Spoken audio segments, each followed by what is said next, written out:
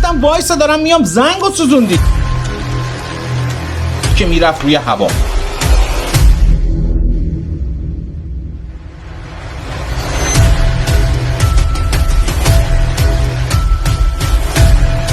یعنی یک اشتباه کوچیک مساویه با مرگ. درود بر شما، اینجا زاغ مدیاست و من هم جلال هستم. امروز با یک ویدیوی بسیار جذاب، اکشن و پر از لحظات مخاطره آمیز پیش شما اومدم و میتونم به جرأت بهتون بگم که تا به امروز هیچ کجا در مورد این عملیات و در مورد این نبرد هیچ اطلاعاتی منتشر نشده. پس تا پایان ویدیو همراه من بمونید. ولی اگر تا به الان کانال ما رو سابسکرایب نکردید این کار رو انجام بدید و دکمه زنگوله رو هم بزنید تا از محتواهای بعدی ما باخبر بشید.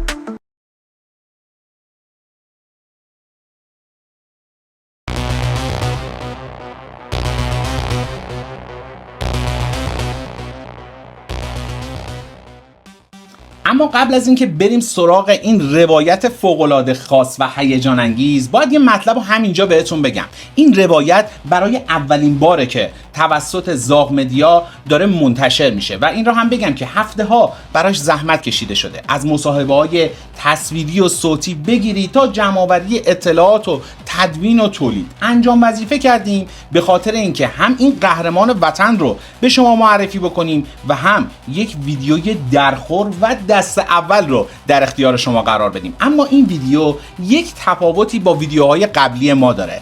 این روایت مربوط میشه به دوران بعد از جنگ ایران و عراق، جایی که یک فرمانده شجاع، دلیر و پهلوان ژاندارمری بعد از سالها مبارزه و لحظات مرگ و زندگی و جنگ‌های چریکی و کماندویی برمیگرده به میهنش برای خدمت دوباره و درگیر ماجرایی میشه که از هر جنگی نفسگیرتره. یک عملیات نفوذ، یک عملیات چریکی که پر از تصمیم‌های حیاتی و اتفاقای باور نکردنیه که بعد از سالها ما اون رو سرگشایی کردیم و اومدیم براش یک ویدیویی درست کردیم. و اینجا میخواستم بهتون بگم که اگر ناراحتی قلبی دارید و آدرنالین زیاد براتون خوب نیست، دیدن این ویدیو رو به شما توصیه نمی کنم. در غیر این صورت یک نفس عمیق بکشین و با من وارد این روایت جذاب بشید. روایتی در مورد یک نبرد ناپیدا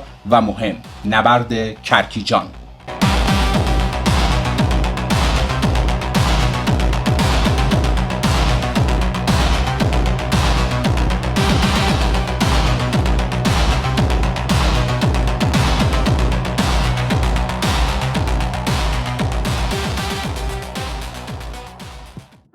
طبق معمول همیشه ما این روایت رو از زبان قهرمان دلاور کشورمون برای شما بیان میکنیم تا بتونید لحظه به لحظه تمام اتفاقات و صحنه ها رو داخل ذهنتون تصویر سازی بکنید. این قهرمان وطن اینجور شروع میکنه روایتشون رو. اواخر آذر ماه 1379 بود و همه چیز از یه شب سرد پاییزی شروع شد. اون شب رو یادمه، پاییز بود، خیلی خسته بودم، میخواستم بگیرم بخوابم. آخه داخل مرخصی بودم و از یه کوهنوردی سنگین برگشته بودم. لعنتی از اون شبای سوزدار منطقه ما بود، از اون شبا که استخون آدمو میترکون، ولی از درد زخمای قدیمی جنگ خوابم نمیبرد. گفتم برم قرصامو بخورم بلکه بتونم یه خواب راحت داشته باشم که یهو صدای زنگ در اومد. رفتم که در باز بکنم، دیدم داره زنگو میسوزونه. بعد شروع کرد به در زدن. معلوم بود که هر کی که هست انگار میخواد یه چیز مهمی رو بگه و عجله داره. دویدم دم در، گفتم وایسا دارم میام، زنگو سوزوندی. یکی از همکارا و دوست قدیمیم بود، نفس میزد. معلوم بود که دویده. بدون مقدمه بهم گفت سریع لباساتو بپوش، اسلحه‌تم وردارو تا بریم قرارگاه. گفتم چی شده؟ اتفاقی افتاده؟ گفت آره، توی منطقه ما گروگانگیری شده، همه اومدن قرارگاه و منتظر تو هن. گفتم گروگانگیری؟ کی؟ کجا؟ گفتش که گروهکای افغان از مرز اومدن، 2-3 تا روستا رو غارت کردن، یه روستا رو هم گروگان گرفتن و رفتن توی کوه. گفتم برو بابا، مرز کجا، اینجا کجا، از اونجا تا اینجا 300 خورده کیلومتر راهه. این افغانی‌ها لب مرزم جرئت نمی‌کنن بیان، چجوری اومدن تا کناران؟ گفت بابا جان تو خودت بیا میبینی. گفتم باشه. من فرمانده قرارگاه چناران بودم. بدون معطلی آماده شدم و راه افتادم. توی راه یه سری اطلاعات اولیه رو از همکارم و از رفیقم پرسیدم، اما وقتی که رسیدم یهو شوکه شدم. معلوم شد انگار موضوع خیلی جدی تر از این حرفاست.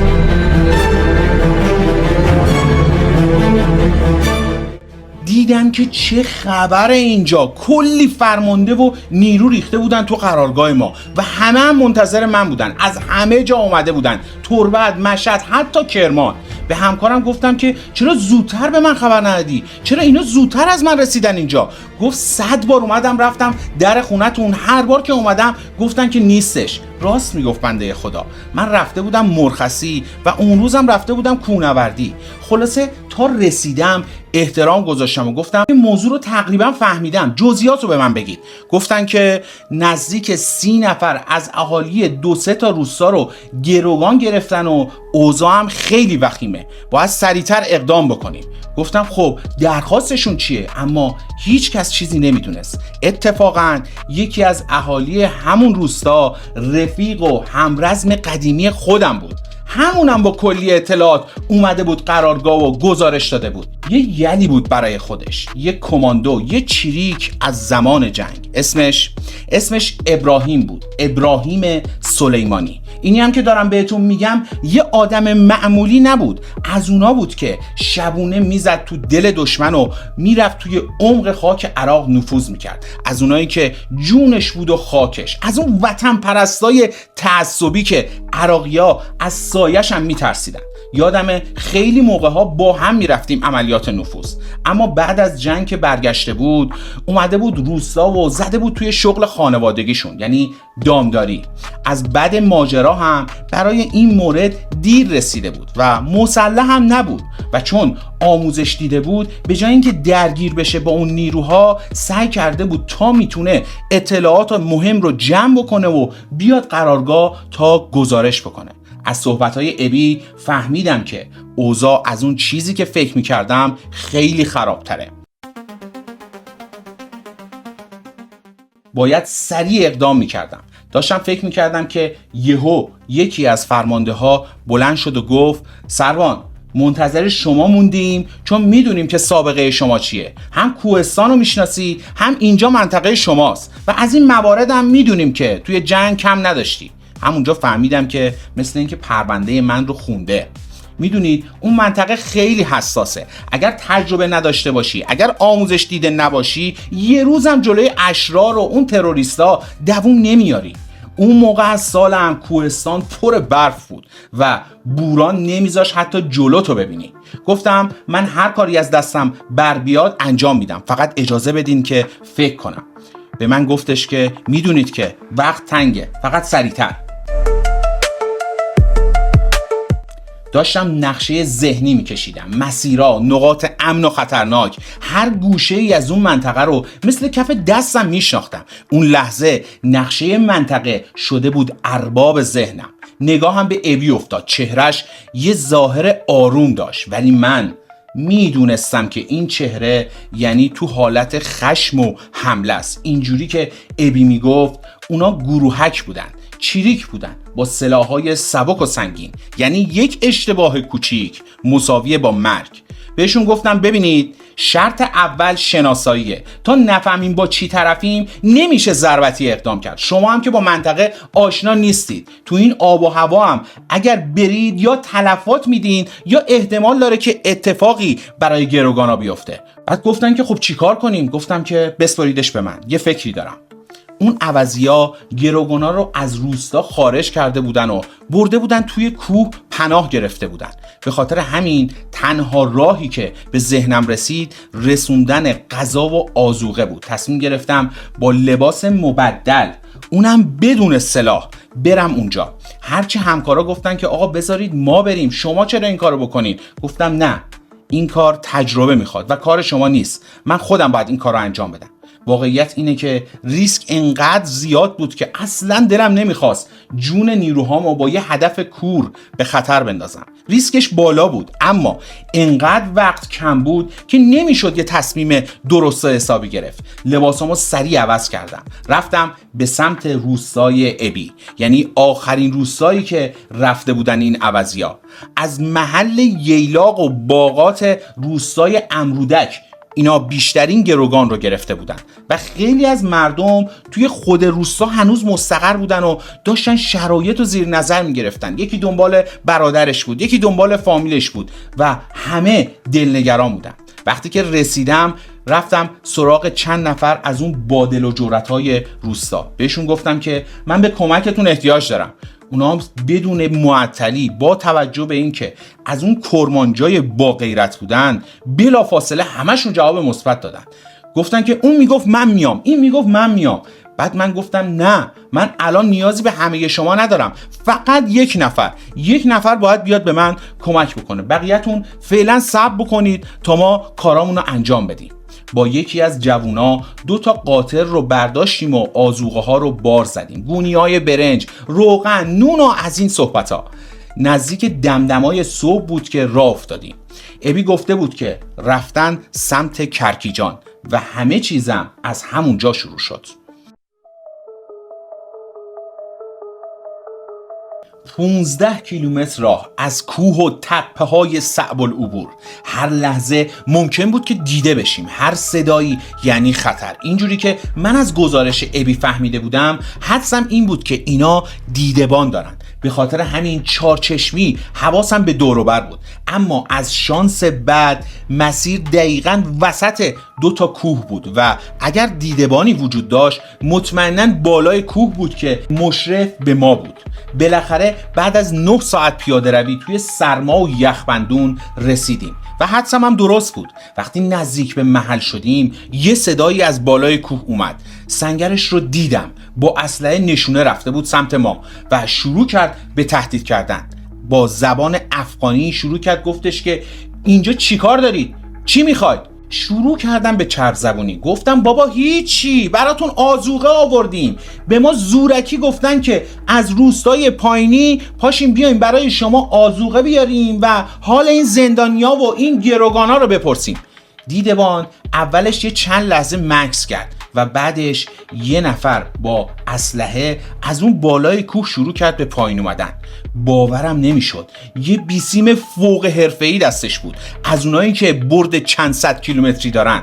همین که رسید جلوی ما از بیسیم یه صدای خشن اومد، بیارشون، ولی مواظب باش، دست از پا خطا کردن همونجا درجا بزنتشون. به تجهیزات و به چهره مصممش که نگاه کردم فهمیدم که چقدر هر قدممون خطرناکه و این تازه شروع ماجرا بود، چون اونا اصلاً اشرار و گروهک معمولی نبودن. اون نگهبان برای اینکه حواسش بهمون باشه مجبورمون کرد که کیسه های سنگین آذوقه رو بندازیم رو دوشمون و شروع کنیم از کوه بالا رفتن. خودش هم پشت سرمون می اومد تا ما کاری انجام ندیم. شروع کردیم به بالا رفتن. پیچ‌های کوهستانی رو یکی یکی بالا می رفتیم. بالاخره رسیدیم بالای کوه، تقریبا توی ارتفاع 3000 متری. سنگراشون رو از پایین و از فاصله یک مقدار دورتر دیدم. یک سری سنگرایی بود که داخل زمین کنده بودن. انگار لعنتی‌ها یه جایی رو انتخاب کرده بودن که انگار خود کوه واسه شون جانپناه درست کرده بود. نه کسی میتونست راحت بهشون نزدیک بشه، نه از دور دیده میشدن. دقیقاً یه پناهگاه طبیعی. حتی از آسمونم دید نداشت کسی بهشون، یعنی اگر هلیکوپتر یا هواپیما میومد نمیتونست اونا رو ببینه.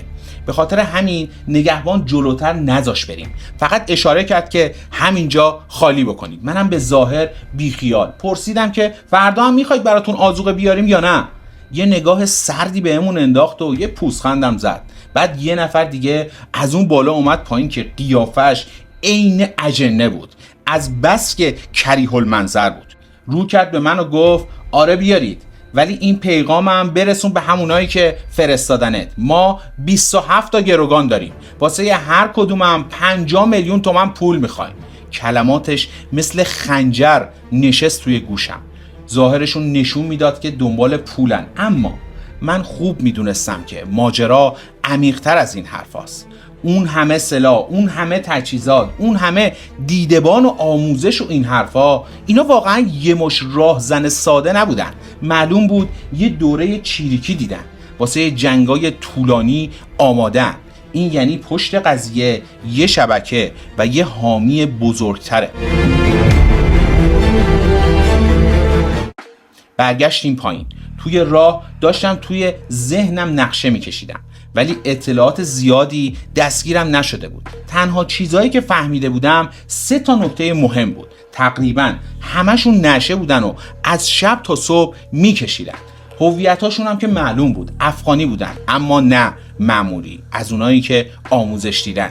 یه جای دیدبانم مشخص شده بود برام و دیگه چیز دیگه ای نتونستم بفهمم. ولی یک نکته مهم خیلی برام حائز اهمیت بود. شم پلیسی میگفت که اینا فقط دنبال پول نیستن، نیت اصلیشون یه چیز دیگه است. همش دنبال اون بهونه میگشتم که ببینم اینا چی کار میکنن. خب قطعاً وقتی اونا مجهزن به بیسیمای با برد چند صد کیلومتری، معلومه که یه ارتباط شبکه‌ای بینشون در جریانه که بعدها متوجه شدیم. توی راه برگشت هر قدمی که برمی داشتم حس می کردم یه قدم به مرگ نزدیکترم و باید وانمود می کردم که یه آدم ساده‌ام که زورکی فرستادنش. اینو می دونستم که اگر ذره‌ای به ما شک کرده بودن، همونجا وسط کوه دفنمون می کردن. توی راه برگشت همه جا رو باید بررسی می کردم که یهو چشمم افتاد به یه کفش که بغل یه تخت سنگ بود. برف سنگین بود و نمیتونستم با دقت ببینم و شروع کردم به داد زدن. گفتم کی اونجاست؟ حالت خوبه؟ دیدم جوابی نمیاد. رفتم نزدیکتر. خوب که دقت کردم دیدم تکون نمیخوره و برف نشسته روش.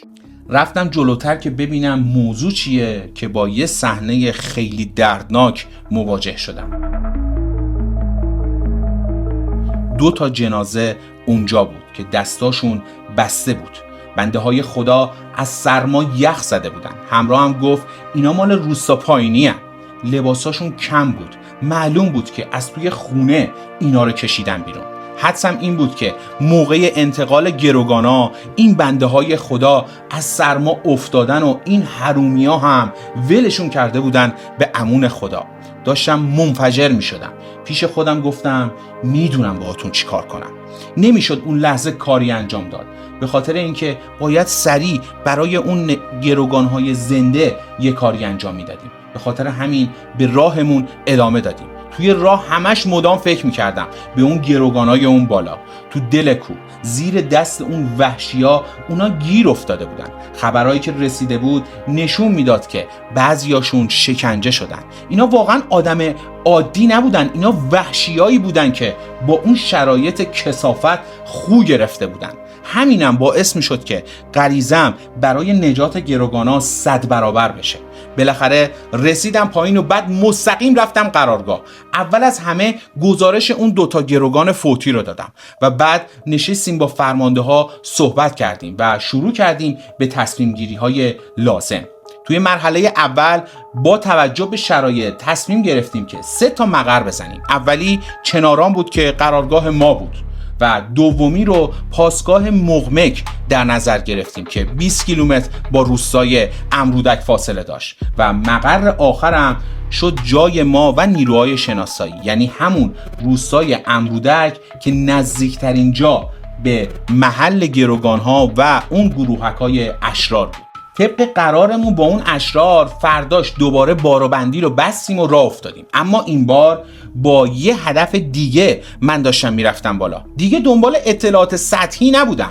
شرایط، جاگیری‌ها، همه اینا خیلی مهم بود. باید تمام اطلاعات حساس رو در می آوردم. باید بیشتر شناسایی می‌کردم. جای سنگرها، تعداد نفرات، سلاح‌ها، هر چی بیشتر بدونم شانس زنده موندن گروگان‌ها بیشتر می‌شد.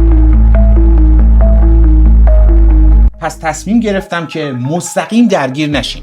باید اطلاعات جمع می‌کردیم. همونجا نقشه سخت در این کار عمرم شکل گرفت. 12 روز کامل شناسایی با لباس مبدل و بدون اسلحه و هر روز پیاده روی 9 ساعته، بار آذوقه به دوش و رفت و برگشت تو دل کوه. 12 روزی که مرگ از رگ گردنم به هم نزدیکتر بود. اون 12 روز پر از تهدید و پر از استرس گذشت. هر بار میگفتن اگر پول نیاد سر اینا ما میبریم.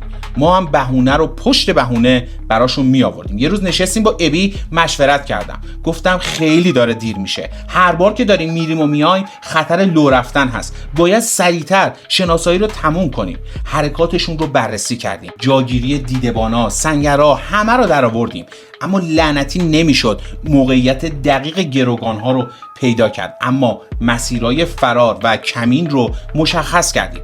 12 روز مثل 12 سال برای من گذشت، ولی بالاخره همه چیز دستمون اومد. حتی موقعیت نسبی گروگانا رو هم فهمیده بودیم و نقشه تقریبا کامل شده بود. همزمان توی قرارگاه هم بچه ها با اطلاعاتی که فرستاده بودم با کمک ابی تمرین میکردن. منم تاکید کرده بودم که این عملیات باید با نیروهای خودی انجام بشه. کسی جز ما منطقه رو بلد نیست و اگر گیر بکنه توی همین شرایط آب و هوا و مسیرهای ناجوری که برف یه جاهایی تا کمر میاد قطعاً دووم نمیاره. اما اینجا باید یه چیزی رو بگم که حق دلاوری و وطن پرستی ابراهیم سلیمانی ادا بشه. توی این 12 روز شرایط استقرار نیروها توی پاسگاه و توی روستا خیلی سخت بود. ابراهیم برای اینکه به نیروها رسیدگی بشه تمام اون گوسفندایی که داشت و فروخت و اومد خرج نیروها کرد تا اینها یه شرایط مساعدی داشته باشن. وقتی که بهش گفتم چرا این کارو کردی، اومد گفت توی خاک کشورم همشریامو گروگان گرفتن، بعد این نیروها صبح تا شب دارن تمرین میکنن، زحمت میکشن تا برن اینا رو نجات بدن، بعد اون وقت من بشینم نگاه بکنم؟ واقعا که من هرچی از این مرد بگم کم گفتم. بزرگ مرد بود برای خودش. اما بالاخره روزی که همه منتظرش بودند رسید. حالا وقتش بود که از مرحله شناسایی بریم سراغ مرحله اصلی، یعنی عملیات نجات. همونجا بود که همه اشرار از خواب پریدن و کجا اومدی اینجا؟ نمیتونه صحبت بکنه به خاطر اینکه دهنش پر خون شده بود و لوله از سنگرشون منفجر شد. دست و پا بود که میرفت روی هوا و